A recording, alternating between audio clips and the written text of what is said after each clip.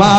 কেন এত দামি জানে না সকলে বলল মা কেন এত দামি জানে না সকলে বলল মা কেন এত দামি জানে না সকলে জানতো যদি পড়তো দেখে কোরআন হাদিস খোলে একটি হজের সওয়াব মিলে একটি হজের সওয়াব মিলে মাকে একবার দেখিল মা কেন এত দামি জানে না সকলে বলল মা কেন এত দামি জানে না সকলে